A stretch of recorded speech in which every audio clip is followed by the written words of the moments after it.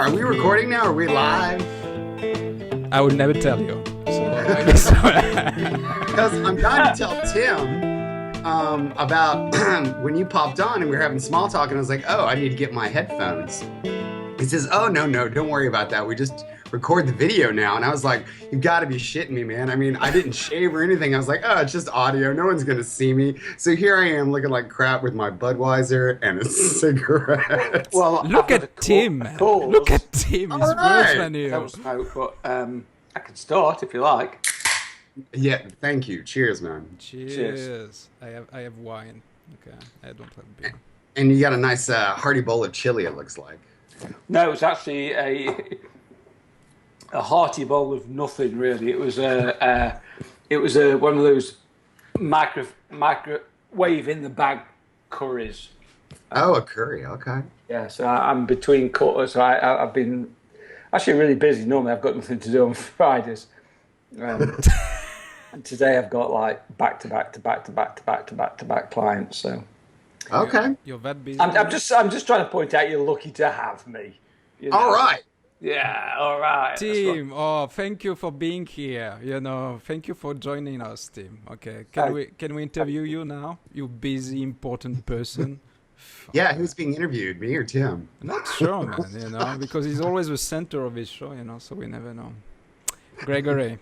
Yes. You're back. You're back, yes. My friend. I'm excited. In full. Thanks. Yeah. I had a great time. Actually, my interview with you guys was the highlight of all of my media attention. Can you say... It was the only one. It was the only one, wasn't it? No, I actually had a lot. I mean, I had a couple of news crews here. I had Huffington Post do a couple of live interviews with me, and they just suck. I'll never do a Huffington Post interview ever again. No, but Tim, Suckington Post, is it now? Yes, it was terrible. Tim, yeah, you don't realize that, but just after our podcast, suddenly Gregory became really famous. Something happened, basically. But you were the center. Nothing to do with us. No, nothing to do. No, it was like a pure coincidence. Something happened, but yeah, you suddenly you were the center of attention. You did like several interviews, several stuff like this. So. Can you tell us what changed, from because I've looked. Want to do a bit more of an intro to anybody that doesn't know. Oh, for fuck's sake! Say go. Yeah. Gregory Patrick, okay, the writer. Look. You're waving the book around. I can't even. Do you know that particular copy, Olivier, went halfway across the planet before it got to you? Okay, you ordered your copy, and I mailed it. I printed it out online. And I guess about 3 months later, it came back to me, and I was like, what the hell? He said he had moved back to France. And I looked, and I had accidentally, I guess the option under France was something like French Papua New Guinea or the French Lesser Antilles or whatever. And it came back to me going, there's no such place. And I was like, damn it. So then it finally got shipped to you when I realized what had happened. Yeah, and thank you.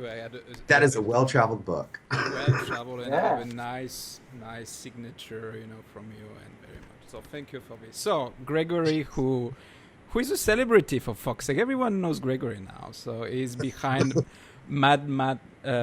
He's behind that. And on Thunderdome, he did that as well, which is his new. Yes, I was knitting in Thunderdome. Yes. Really? 2 men enter, 1 man comes. Yeah. So you're a writer, you're a knitter, and you had a kind of a hard life before, and now you're doing good, I guess. You have these blogs, and you're writing a lot, and I like your writing, by the way. Thank you. Yeah, and you're also an awesome person. Chapman, if they said he didn't like it, wouldn't it? What? I can't hear you very well, Tim. What did you say?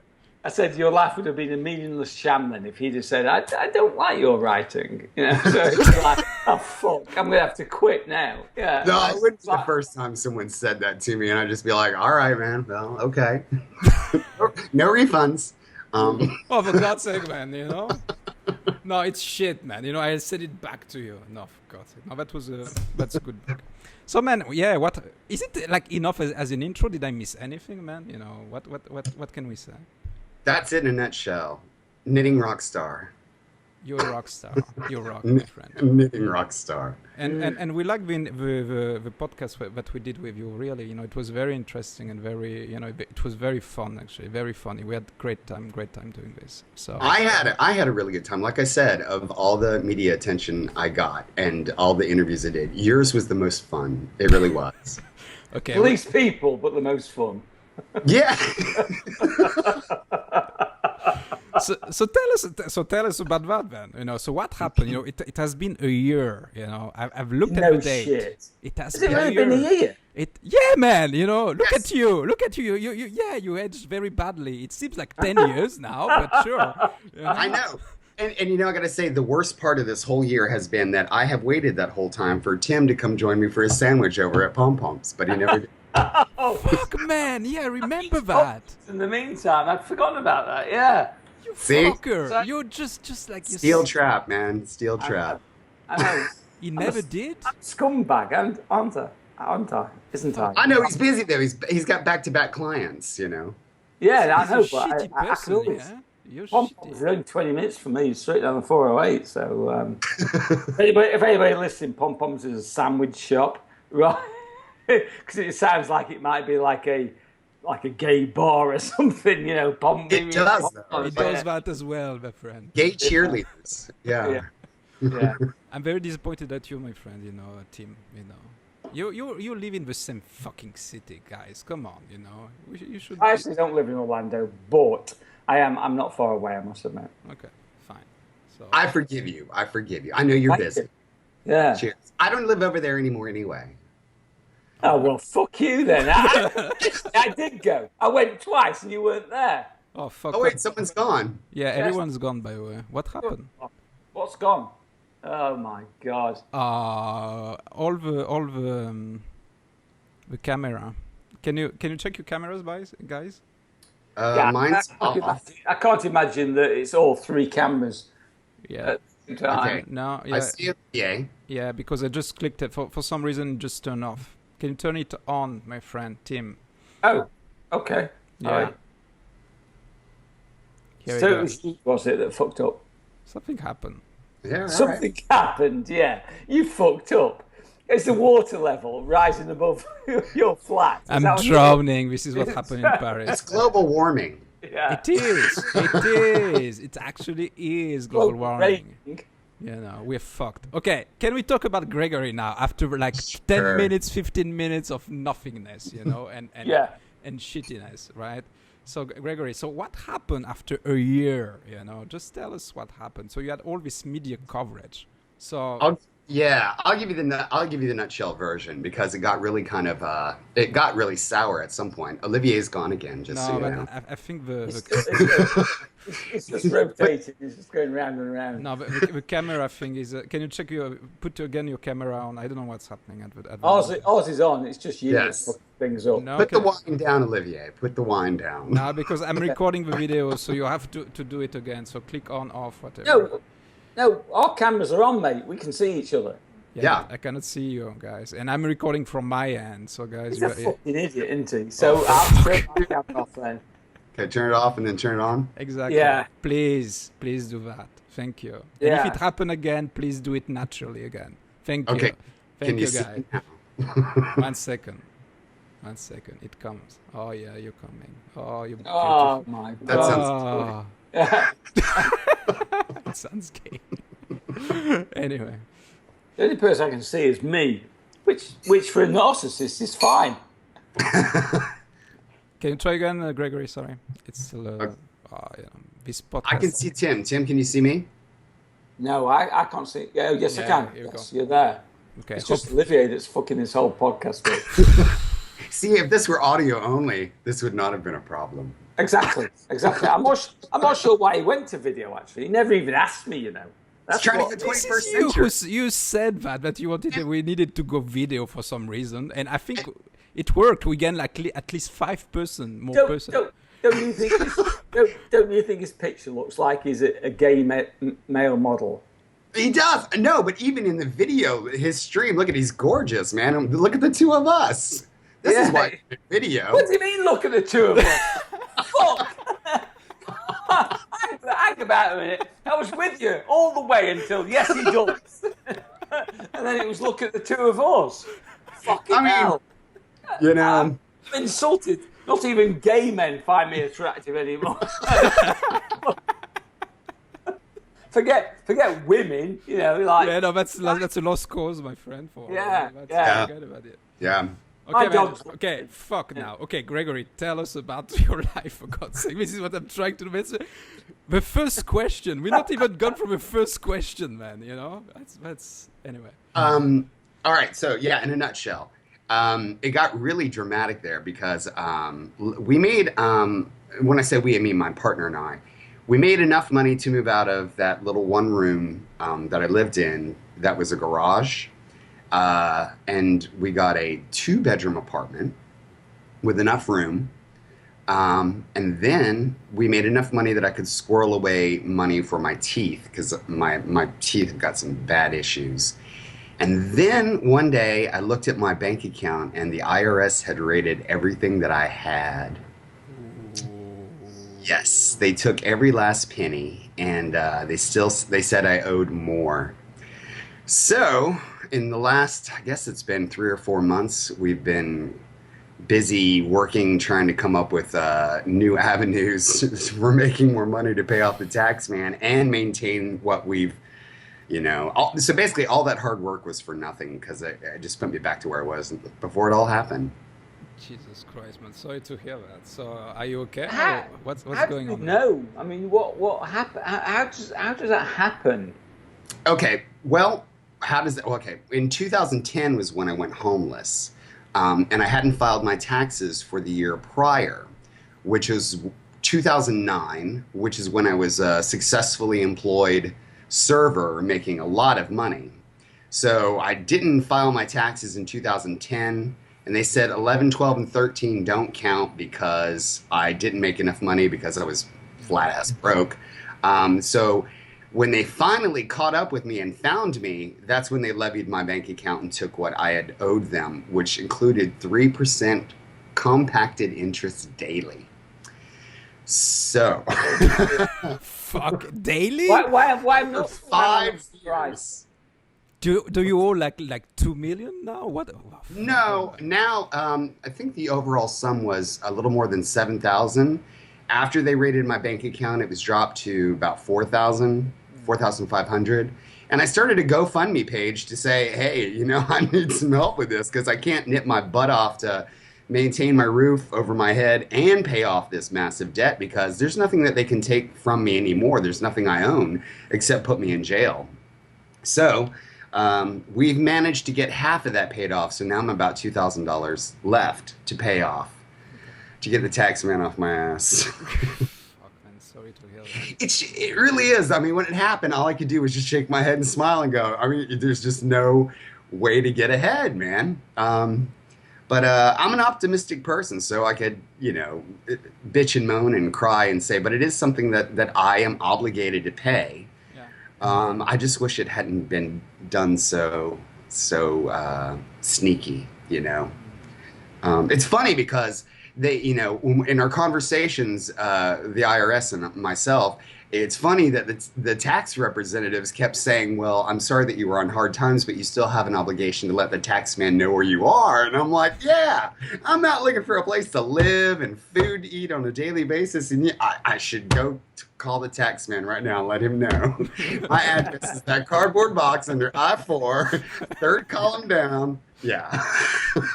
But that's interesting actually, because your perspective on life is, you're just going up and then you slap back again, So, yes, exactly. So, but at the same time, you remain optimistic. So that's a lesson here, because Sure. you can say like, oh, fuck's sake, you know what? I give up. The universe is against me or something like that. So no, I wouldn't do that because here the bottom line is I still have a nice place to live. I have food to eat. I have, I have everything that keeps me going on a daily basis. I don't have, I don't know how you'd say it other than I don't have a safety net anymore. That's gone, So that's why, I'm working on a children's book now.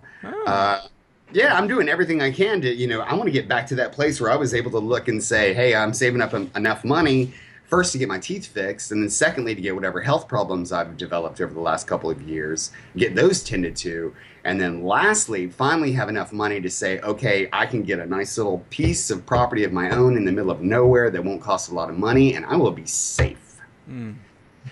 So, just got to start again. I mean, what else do you do? So that's your goal, by the way. The ultimate goal is to have this piece of land, your property, and that's it. That's sure. Yeah. I mean, even if I have an Airstream parked on it, it would still be mine, and no one could take it, unless I don't pay my taxes again. In which case you're fucked. Oh, for fuck's sake, man! Come on. So, a book for kids. What is that, man? Well, it's kind of funny because I call it a children's book, but because reading this, this is not, that's not for kids, basically. It's well, I'm not writing a children's book about the tax man. Yeah, of course not. No. So is it what, a ladybug and a horse or something like that? What no, it's based on like teddy bears, of course, man. Teddy bears, of course, man. Yeah. Mine did teddy bears, yeah.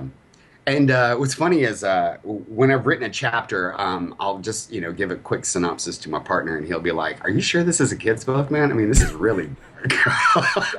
I'm like, Roald Dahl was pretty dark. I mean, Is there like double meaning? Like it's really for adult, like what Pixar does, like Pixar. I'd say so. Something like that. Okay. Yeah. The Simpsons does that, doesn't it? The Simpsons is written on two completely different levels. Yes. It's written for the kids and it's written for the adults, and it's very difficult to do that. It's very difficult to do it well, anyway, should I say? Without offending one group or another. So that's my input. Take it away, Olivier. Thank you, Tim. You're welcome. You're very, very welcome. You've seen after a year he has aged badly. Remember he was very witty, very smart, and everything. Now he's not more the same. This is what's happening now. There's back-to-back clients will rape you, man. Yeah. Well, I'm just going to eat my curry now. You can take. I forgot we were recording this, but he's still going round and round, Olivier. Am I? With his gay model pose. You don't see me still? No. We haven't seen you for about the last 15 minutes, mate. Oh, Jesus Christ, man. I can see you. There you go. There you go. Here we go. Yeah. You're happy now. Well, I wouldn't say that, but you're there. I tell you, my following is going to be happy to see you. Who? My following? Yeah. When I put this on my blog, they'll be like, "Who's that lovely Frenchman?" I'll be like, we'll be just saying, "Who's that sexy Englishman?" It's a beautiful Frenchman and the other guy. Fuck you. Fuck you. Fuck you. And fuck you. Hey, I'm old school. If I pick on you, it means I like you. It's just the way it is. He likes you. Jesus Christ. Good. Yeah. So, a book. A kid's book. I try to pick after that because Tim, you're not helping at all after this. No. Okay. What about your knitting? Your teddy bear stuff. How is it going?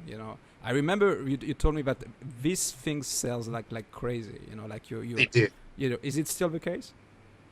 What I'm trying to do now is just kind of I'll put one up and sell it as is, and those will go in no time at all. Between the writing and the knitting, my day is pretty packed and pretty full, and I don't get out as many bears as I used to, but I do as many as I can. And what I've been trying to do lately is, like there are different yarn companies that will contact me and say, "We're a small company. Would you mind promoting our yarn and make a teddy bear out of it?" And I'm like, absolutely. And I get some awesome stuff. I mean, some really cool, like hand spun and hand dyed yarn that you just can't find in a major department store or anything like that. So they do really become special. And I remember at the time you had also some issue with your arms, like knitting a lot. Like is it still the same? Is it still hurting you? Is it? Yeah, but it's one of those. What do? You got to work through it, man. You just got to keep going. I mean, right. Hand transplants, maybe, I don't know. What was that? Hand transplants. Hand transplants. No. Okay, it's just an idea. I'm not saying it was medically, a good idea. This is going to be highly offensive, but now I live over in Little Saigon, and I'm thinking about finding myself a couple little Asian kids and get them to work. Yeah, why don't you? And they can double up on all sorts of things. I mean, I'm just saying, I'm just. Well, they're all busy working in restaurants right now, but I'm hoping to get them at some free time, Yeah, fuck them. If they're not working 16 hours a day, they're not really trying, are they? And then they're bussing tables. I mean, how hard can that be? And you can read your book, while they are knitting for you, just like to say, hey kids, let's listen to me. You have to pay to read the book. Make them pay for the book. The book is not free. Yeah. Fucking hell. Well, this is a capitalist economy. We're not living in no Soviet state here. Are you back? Are you voting for Trump, Gregory? Are you voting? Yes, I am. Are you? Of course he is. Listen to you. Of course he is. Great. Okay, can we end this show then? Because I want to go. I want to go back out because I'm not sure if he's being serious then. Now, let's take that for just a moment then, because, now, conservatives really go, if you're voting for Bernie, we don't shut you down. We just go, okay, well, we think that that's not the best idea, and here are our reasons. Now, the social justice warriors are getting to the point where they're like, you're voting for Trump? Okay, podcast over. So let's not take that direction. We've had some great, healthy conversations in the past, and I think we can continue to do so. No, we can I thought we can talk about that, for God's sake. I was joking, man. The podcast won't be over at all, Never know. I've encountered that. Yeah, I have encountered that. They go, how can you, first of all, be a gay conservative? That's the dumbest thing I've ever heard. And I'm like, well, I go on policy, not on emotion. And then the second one is, how could you dare vote for Trump? I'm like, and my other Republican option is... Even when he was in the nomination phase, I was very impressed with his balls. I really loved it. I loved it. So tell us a little bit, because of course, our side of things. Tim and I. We are more on the other side. Okay, fine. Yes. So tell us. What about Trump? What makes him? You like him. Well, I think it's one of those 360 backlashes that happens. I mean, over the last. I don't want to say a full 8 years, but let's say over the last 5 years, there's been a huge amount of intolerance coming from people that say that they're so tolerant, and they've gotten very adamant about saying what you can wear, who you can talk to, what kind of books you can read, films you can see. Everything is sexist, everything is homophobic, and it's their job to point it out. And I think we've all gotten sick and tired of it, and we're ready for someone who's going to say enough of that already. Enough. Right. Instead of placating like the other Republican nominees did, that they were all going, we're more moderate and we're kinder, gentler. He was the badass who jumped out and said, no, we've had enough of it. That's enough. And, America is in desperate need of someone who's going to piss people off. And unfortunately, that's where we are right now. It's time for people's feelings to get hurt. Yeah. So did you agree with his? Well, I can't list all these comments because we'll go to the end of the podcast. But did you agree with his, the way he attacked Mexicans and the fact that most of them are rapists and murderers, and the way that he's gone after women? And was it Megan? I forget her name now.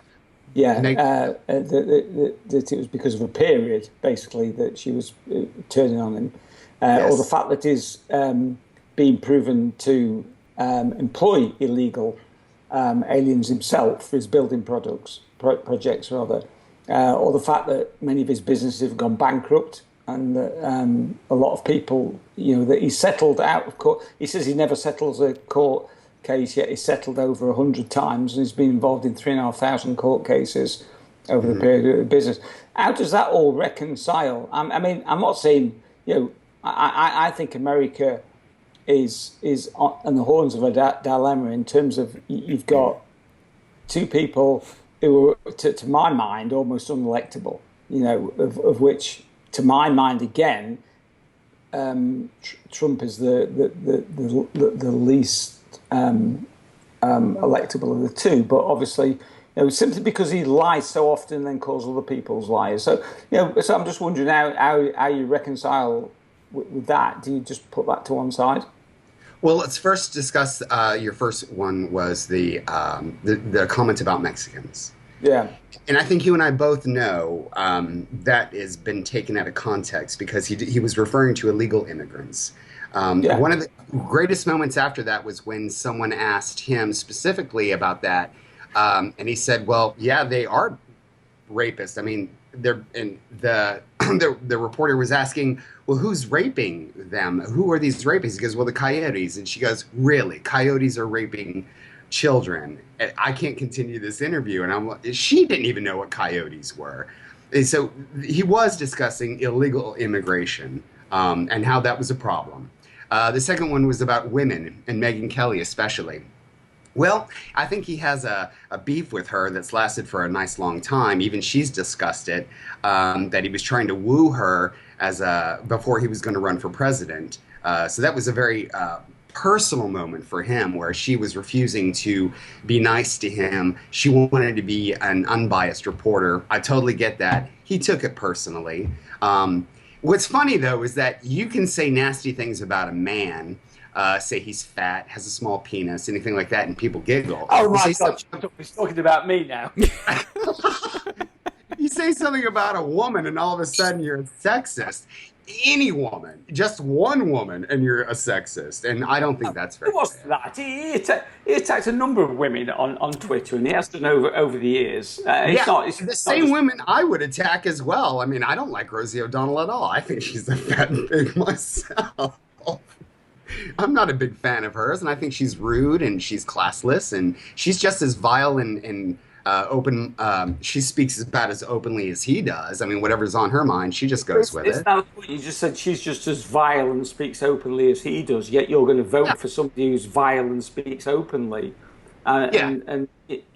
Okay. But see, there's a protection if you're a woman and a lesbian, then you can't touch that. You're not allowed to speak about them because therefore you're a sexist. But if she does it, she's a hero. You see what I'm saying? And we're sick of those moments. So we will take someone who's going to openly fight back and say, okay, I don't like you, you fat pig. Did you hear when he was asked what he thought the most dangerous city in the world was? And, first of all, he was asked if he'd ever been to Iraq, and he said, no, of course not. And I don't know why, of course not. And then he was asked, what is the most dangerous city in the world? He said, he thought about it. The first thing he said was Ferguson, and the second one was Oakland.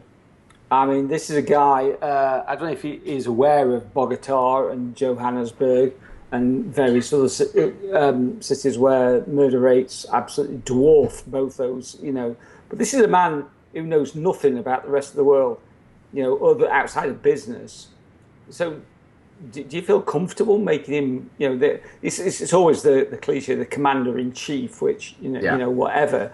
But, Ferguson, I mean, because he'd seen the riots on the news, it's like Ferguson, really, it's just a suburb of St. Louis, and he said it was the most violent city in the world. Well, that's the first thing I want to ask is, I'm not familiar with the quote, but I would want to double check it to make sure he did say, no, I heard what's funny too, in the world. Before I can respond to it, I wanted to make sure he actually did say in the world. If he listed 2 American cities, I want to make sure that the question was posed in the world. How do I think about his foreign policy in the rest of the world? Well, the American president can do something about acknowledging what he wants to do with his administration. But we all know that we have a balance of powers, and there are 2 other bodies of powers that have to make that happen. And you can't just willy-nilly go and do whatever you want to do. I mean, when it comes to foreign policy, you can have your State Department act on your behalf in certain ways and kind of nudge things in a certain direction. But then again, you still need Congress to help you approve those decisions when they finally hit paper. What about executive orders? About what? Executive orders. Well, executive orders they only apply to the federal government itself, and you can have basically an executive order that says we now have to empty trash cans on Thursday rather than Friday. But if you have an executive order that kind of begins to exceed the limits of what the president can do, then that's when it gets thrown into the Supreme Court, and the Supreme Court can go, well, that's not constitutional. And the amount of time it takes for that to happen can be 1.5 to 2 years. So sometimes, it takes a while for the court to say, well, what you decided to do was illegal and you can't do that anymore. That's why I have a problem with Obama's executive orders. They say, well, he hasn't done nearly as many as George Bush's, but George Bush's were never taken or sued in the Supreme Court. Obama's have been consistently, one after the other. Is that because the Republican hold the House, though? The Republicans hold the House, or? Any president's going to have an opposition party. It doesn't matter. You're never going to have full on. But the test is when it hits the Supreme Court, when you have an equal number of both sides, especially like we do now, it's 4-4. Exactly 4-4, because one of them is vacant. He's dead. Yeah, he's very dead. He's not coming back. No way is he dead. They have consistently said, no, that executive order is illegal. That one is illegal. That one is illegal. You can't do that. You can't do that. It goes beyond your powers as president. And what the fuck is the point of the Supreme Court where it's political like that, where half of it, you're going to get the vote, and the other half, you're not going to get the vote, and it's dependent on that ninth person, whoever is elected, depending on who the next president is, to decide whether they really get through. Doesn't that make I'm taking this a bit deep now, but doesn't that make a mockery of the whole judicial system, where it's really dependent on who? I know under, I think it was Reagan, where they had a vast majority of Republican Supreme Court justices, and since then it's changed. Every Democrat will try and get sure, more liberal ones, and doesn't that make a mockery of a Supreme Court when it's really down to who's had the power for the previous time? I don't know if mockery is the word I would use. I would say it's unfortunate because justices are being held by their ideologies rather than their interpretation of law based on their previous court cases. You know what I'm saying? It's unfortunate that they don't go through their court records and say, well, this is how they ruled in these matters because they ruled pro this or anti that. They have been picking Supreme Court justices based on their ideologies. Like Kagan was the last one I remember being nominated. This is a woman who has never practiced law in her life. So there's no possible way you could have a record of her court challengings. There's no possible way. She was a professor at Harvard the entire time. She's never, ever been a practicing lawyer. And now she's a Supreme Court justice. And I find that hard to swallow. But she was picked by Obama because she was an incredibly liberal thinker. Can I say something? Sure. I have no clue what you're just talking about because I am France and we don't have this kind of system. So I don't know. It's gone. I think it's gone. Are you gone, my friend? Here. Yeah. Oh, fuck, man. No, I'm still eating my curry. Okay. Oh, I'm sorry. Yeah. Fuck, man. I was just talking to say my clueless thing that I didn't understand a thing about what you just discussed for 5 minutes, but that's nothing new. Majority of the time I don't understand a thing, so that's why Tim is here. You're the brain, Tim, right? I'm the look, right? You're the look, I'm the brains. Yeah. You've got the look, I've got the brain. Yeah, that's a track, isn't it? Let's make lots of money. Yeah. But Pet Shop Boys. There's Pet Shop Boys in there. Yeah. But I remember something, I remember a study, and I was trying to look in Google while you were talking, and me not understanding a thing. There was this study, an university was mentioning that the US is not a democracy; it's an oligarchy. Something like that. Yeah. Have you heard about this study done by some university? Which university? No, I haven't heard of it, but what university? So if the US in the oligarchy, study concludes, and I think it's from the Princeton and Northwestern University suggests that US political systems serve special interest organization only. So it means that it's not a democracy in any case, right? So I was wondering, if this will change in any case, even if you have Hillary or even if you have Donald, won't it be like always the same in any case? We'll have always this kind of oligarchy in place. Like only the lobbyists will prevail in any case, the richest guys. What do you think? Well, first of all, we don't have a democracy. We have a republic, and that's very important. There's a big difference because we follow the rule of law. We don't follow the rule of the mob. That's very important. So I don't know if we're ever going to be able to change the lobbyist situation ever.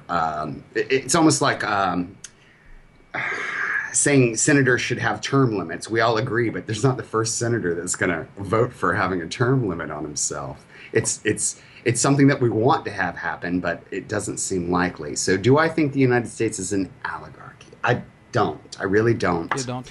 No. But then again, I don't like terms like special interests. They make it sound like it's just these big monopolized conglomerations that rule our political system. But meanwhile, you have smaller groups like 1% of the country that is pissed off at something. That's a special interest, and they can sway the entire political system as well. So, special interests, yeah, it does move our country politically. Yeah, kind of. Tim, yeah. I'm wondering. First of all, I can remember watching or listening to a news program on it was on corruption in Africa, and this guy suddenly piped to us and said, "Well, we all know the most corrupt country in the world," and it went quiet. And the host said, "Well, where's that?" And he said, "It's America." He said, "But it's corruption in plain sight." And my wife's worked in the health system here in 10 years, which is highly corrupt, totally and utterly corrupt. And the VA system, the system for getting treatment to VAs, is disgusting. It's just like they don't give a shit. I had a friend who worked in the insurance industry when Katrina hit, and he was sent to New Orleans, and he was told, turn down every single claim that you get. If they're really serious, they'll come back again. And he resigned up and walked away. And you've got the food, which is the trifecta, the food industry, which is turning out shit that's poisoning people, on a daily basis, but all for profit. So, I think it's definitely an oligarchy. I think that, this country is built, and I think the UK is the same. So I'm not just saying this, I think this country is built on greed. It's built on getting ahead, and and I hate to say this because I've been made really welcome by people I've met, and I've got a lot of really good American friends. But I don't like the way that everything is governed about money and power. Everything is about, if you haven't got the money, or you haven't got, you're talking about you need dental work, you need medical work. It should be like, well, fuck it, go and live in Denmark and you'll get that for nothing. People talk to me about, my wife's an oncologist, she's just doing a doctorate, and the best clear-up rates for cancer. People think America is good for medical care. No, it's not. It's not even in the top 10 for cancer clear-up rates. France is actually number one. You'll be delighted to know, Olivier, in the world for cancer clear-up. All the northern Scandinavian countries are in front of America. They just absolutely piss on America. It's because they're having, our wife's hospital, where surgeons are being paid, $1.5 million a year, and people can't afford the basic care. And to me, you're a conservative, and I'm definitely a liberal, maybe even a socialist. To me, the two things that people should be able to rely on is education and healthcare, and they're the two things. They're the bedrock. There's and I can't remember who it was now, but there was a Hollywood A-lister said, when asked about putting taxes up, and he said, would you mind paying 1 more cent on the dollar? He said, I wouldn't mind paying 1 more cent on the dollar, because I don't want to live in a country of stupid people. And there's that thing where USA is number 1 for confidence and number 27th or whatever it's for math, whereas China is number 1 for math and number 18 for confidence or whatever, and all we're doing is breeding a bunch of confident stupid people. And and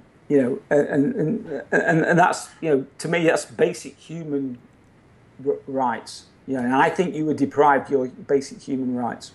I wouldn't say that, no. But I want to say that I think you just won my argument for me because the two systems that you acknowledged are run and controlled by the federal government as of now. And the whole argument that they always have is we need more money to throw at it, but we keep throwing money at it and they just get stupider and stupider. And the healthcare system gets worse and worse and more expensive. And it's because of the bureaucracy involved in it. I mean, if schools were privatized and I was allowed to say where I want to send my kid, then that school would have to fight its hardest to make sure that those children came out as exceptional as possible, rather than we just take your money and give us your kid and they just come out. They do it. We've done that. We've been down that path. And then what happens is teachers start rigging the tests. They start teaching kids. You've seen The Wire. I don't know if you've ever seen The Wire. But that's exactly true. They start teaching kids how to take exams rather than trying to teach them. Well, can't take your examples from fictional television shows, though. Actually, the Wire, all the stories in The Wire were true. It was written by what about a story like Finding Superman? That was an excellent documentary on children that were being picked by lottery from really bad public schools to go to charter schools that were privatized. I mean, that was a great documentary. Well, I can't comment because I've not seen it. Okay. But I do know that kids are taught how to take exams rather than taught how to think critically and logically. And as for the, I'm not sure how you say we keep throwing money at medicine,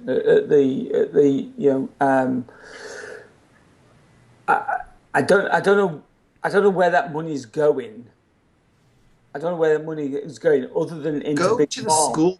Go to the school board parking lot and see the kind of cars they drive. That's where the money's going. More bureaucracy. Okay. Yeah, right. more overhead, and they need better pay. Right. But that's exactly the thing. But in other countries where there's social medicine, like the UK, France, and Scandinavian countries and most Northern European countries, that wouldn't be allowed. You just can't do that. I will agree. So, there is a problem with our current healthcare system as is currently today. It wasn't fixed with Obamacare at all. It got worse because hang on, because I know a lot of doctors. Most of our friends are either doctors or nurses. Okay, most of them. I don't know one of them that was anti-Obamacare. What about someone like myself who makes only, if I'm lucky that year, $22,000 and that's it, and I'm given a $400 a month insurance bill? I can't do that. There's no way. But meanwhile, if I don't pay it, I'm going to have to pay the $60 a month, which ended up like $700 and something against my taxes because I didn't pay the $400 a month. I mean, that's not fair to me. Yeah, but was it like I remember some cases in the US where some of the surgery costs so much, and I think it was in Michael Moore movie. One of the guy, couldn't afford to do one surgery, so he had to live with one handicap or something like that. So because it's too damn expensive. So if you have this insurance where everything is more affordable, in any case, sure. Would it be If insurance was more affordable, I would have no problem with it. But it's not more affordable now. And there's no competition. I mean, I've got a choice of 3 insurance companies in Florida because you and I both know we can't go to a cheaper company in Montana for our insurance. We have to stay within the state of Florida. Yeah. And those 3 companies charge an average, for me they quoted, approximately $400. Okay. And I can't do that every month. There's no way. I mean, that's half of that's basically what I was paying in rent. I mean, the idea that 400, I get, 400, okay, but for the majority of people, 400 is doable. I know what I was paying before I went to my wife's insurance and what we're paying now, and we're paying about $1,000 now. But we've got great medical insurance. So 400, at the end of the day, you can't knock Obamacare for that because you've still got machines that are being churned out, MRIs that are costing $5 million to produce, that they've got to make money on. And you've still got the rapid rise of pharmaceuticals where they will, copyright or trademark or whatever it is, what they would do with a new drug, and then charge a fortune for it, where people can go and buy it from Mexico or Canada for like a quarter of the price or whatever. So the reason why you're having to pay $400 is not because of Obamacare. It's because of the greedy, fucking manipulative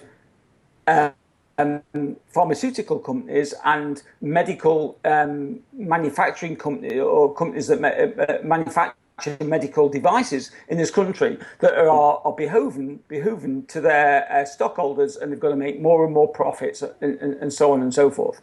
But once you implement a law saying everyone must have this, then those companies and their shareholders were very happy to go, well, now we can charge what we want. We don't have to compete. We don't have to garner anyone's trust and loyalty. They have to buy it from us no matter what the cost. So are you telling me your insurance would have been less before Obamacare? It was less than $400, was it? I don't know. I didn't have insurance before, but now I know I am paying one way or another. If I'm not buying the insurance from the company itself, it's taken into my tax consideration. Right, because I know how much I was paying. It was $1,500. But now it's less. Fuck yes, yeah. It's gone down by. Well, that's a bit. I'm going to, because I'm now tied in with my wife's insurance, and she's a nurse. But yeah, our insurance now is.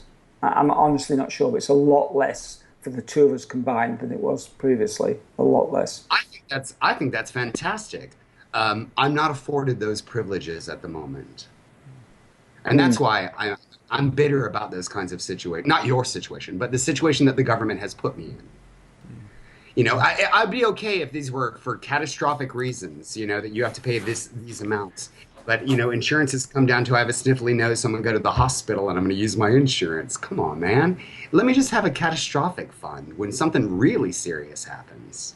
Yeah, I agree with that. I mean, the one thing, so people knock the UK system, and, my wife worked in it for 20 years, and she would agree if you've broken your little toe, your pinky toe, then it's probably not the best country in the world to be in. But if you have a heart attack, it's fantastic. There's the level of service you're going to get. Yeah.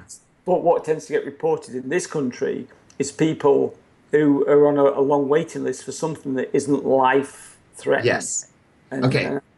And I want you to understand, Tim, what we're doing right now is vitally important to how we solve this. I'm coming from this extreme, and you're coming from this extreme. Somehow, some way, if we got into the middle, we could solve these problems. But the ideologies of both the left and the right, both sides, socialists over here and hardcore conservatives over here, are keeping us from getting to the middle to figure it out.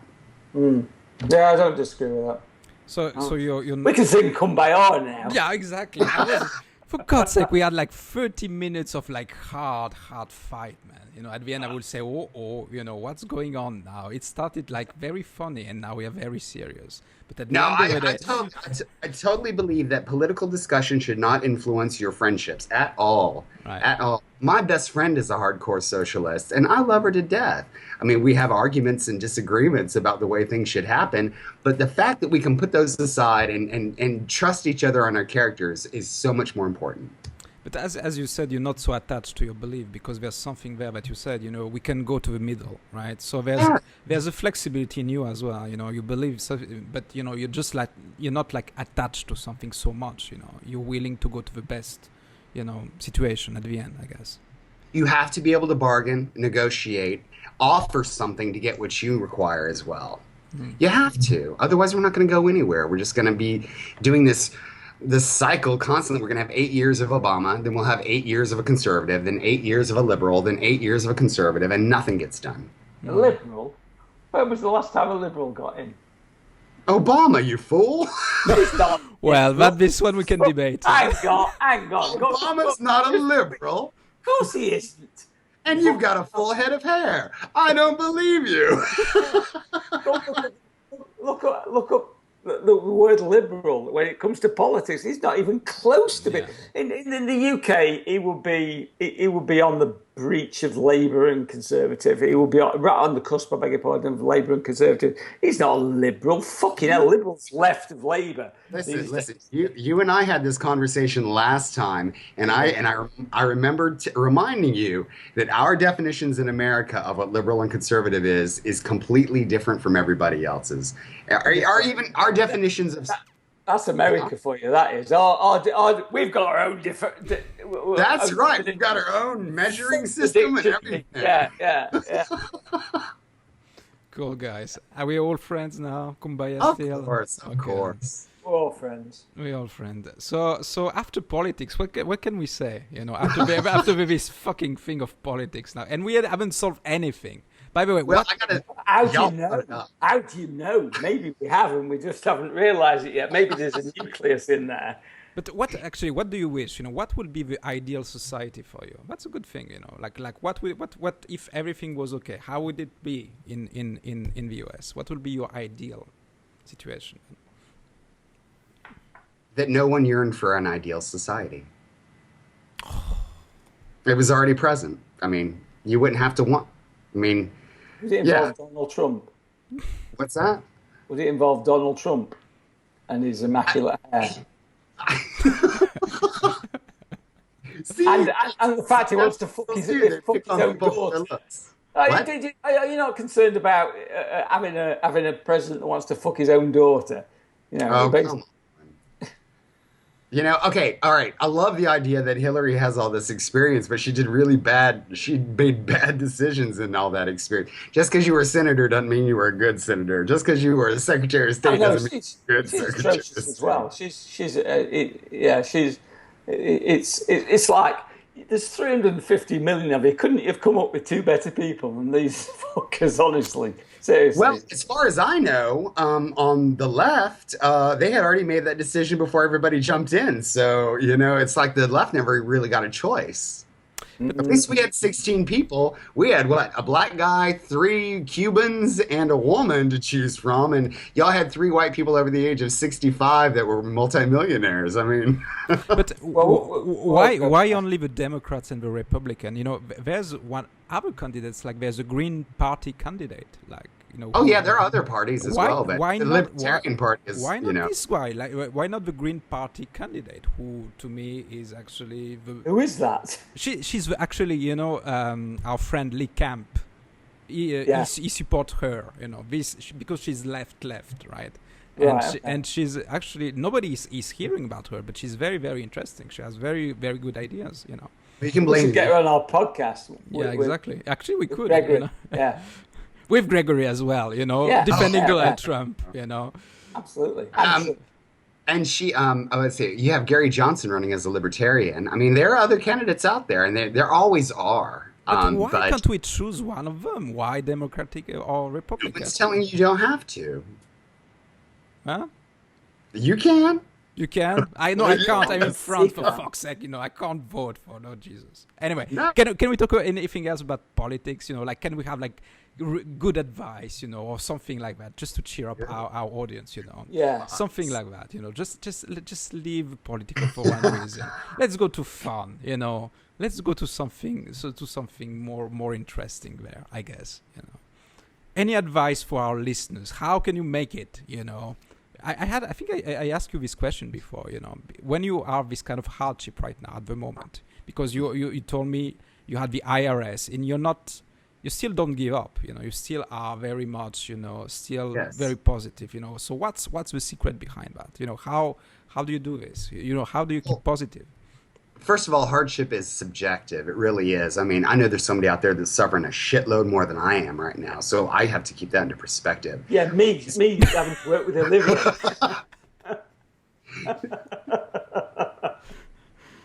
Oh, fuck, yeah. I mean, I'm trying, huh?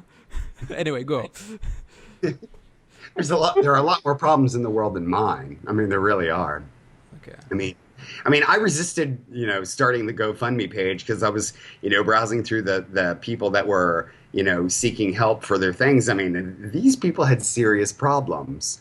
And I was like, I don't want to do that. I mean, these people really need help. And, you know, but eventually I did. I had to crumble and say, okay, if it's an option. You sold out eventually. Yeah, hell yes, I did. If it was an option, I was going to take it. Yeah. Furthermore, you do have to remain optimistic. And, a lot of people, I don't know, they think they have this self-entitlement thing that happens where I'm owed cable television and a flat screen TV and all of these things. We don't have cable. I mean, we pay the lowest rate possible for internet, which is $27 a month, and we stream everything we watch off of Hulu and Netflix. Meanwhile, I know that there's, some chick down the road who's got serious financial problems, but she's still got a $150 cable bill a month. I'm like, can you figure this out? This is an easy one, So you are a minimalist, basically. You're living with a minimum amount of stuff. You're not like for consuming stuff and No, I'm not. No. I get my clothes from the thrift store. I have a ton of books because I love to read. They cost me 50 cents at the thrift store. All of my T-shirts and clothes come from, well, except for my socks and undies. I believe those should be, real ones. That's a fucking good advice. Everything could be secondhand except for your socks. And your socks and undies. Yeah, but my partner and I, we enjoy each other's company. We play cards a lot. We're both very artistic. I don't know. There's always something for us to do rather than sit in front of the television and pine about how our lives could be better. I mean, our lives are pretty nice in comparison to other people. With the exception of my tax debt, we don't owe any bills to anybody. So we're very lucky people. We don't have a car payment. We don't have a mortgage payment. We don't have credit card debt at all. No one in their right mind would give me a credit card. So, But that's very important what you just said, because it's not about the ownership. It's not about what you physically have. It's basically what you create with, what it's enough for you basically to live. Yeah. And that's great, actually. That's great. Cool. Yeah. I like that. It's much more interesting than the Donald Trump thing. Thank you. Tim brought it up, man. I mean, I know. But well, I'd forgotten. I wasn't expecting you to say yes. Worst was for Donald. For God's sake, you don't remember he was conservative? Yes, They told us. As soon as they asked the question, and it came, and I thought, fuck. Yeah, I couldn't have brought that up. Yeah, so it's one of those. Yeah. I don't mean to bring it back up, but I'm dying to know, Tim. Tim, you are allowed to vote in the country, right? No. Oh, you're not? Okay. I'm a permanent resident, but I'm not a citizen. Okay. Well, never mind. I guess my question doesn't matter then. I was going to ask, who are you voting for? But if you're not, I'm... I would struggle to vote. I'd probably vote for Clinton just because, but I don't like her. I don't like her at all. I think that's what I said before about, are these the two best people that you can come up with out of 350 million people? Yeah. No. Don't forget, Roseanne was running too. Was she? Who is this Roseanne? Oh, come on, man. Roseanne Barr. I have no idea. I'm not. We're not. Anyway, I'm in France. We ignore. Anyway, I've got back-to-back clients, so I've got to go. So you're a fucking millionaire yourself. So thank you, Tim. Yeah, no, very good. Yeah, I'm trying to avoid being having his tax bill. Okay. Thank you, Gregory, for this. I know that it was a very special thing. But pom-poms and everything. Yeah, you need to go to lunch together. You don't live here. You're not in Orlando anymore. Oh yeah, I am. I actually live over near the Strand. I live over near Tacocina, which is the sister restaurant to Pom-Poms. Oh, well, maybe we'll go there because I've never even heard of that. Yeah, I live over Mills 50. Shoot me an email. What's that? Shoot me an email. I will. All right. Yeah. Well, It's so much love right now, guys. So Gregory, thank you. We can find you on madmanknitting.com. Is it like this, or what is your email address? If you can just search Madman Knitting. It'll take you where you need to go. Thank you very much for it. You saved me for that. Okay, and your book is there. This one. It's waving it around so nobody will know. Doesn't matter. I'll put a link. It doesn't matter on this fucking website. That's it. And I'm waiting for the book for kids. Basically, I'm very interested to see what will be the story. Yeah, I'm sure it will. There's something about that sounded wrong. I'm waiting for a book for kids. But anyway, I'm not going to go. Come on, don't go there. Anyway, thank you, Gregory. Fellas, I had fun. I really did. Cool. Next year, we'll do another one for sure. Yeah, we'll make it an annual event. Once Trump is elected, you know. I'll have forgotten again, and I'll ask you all over again. I'll get all offended again. Nice. All right. Good stuff. Bye. Bye.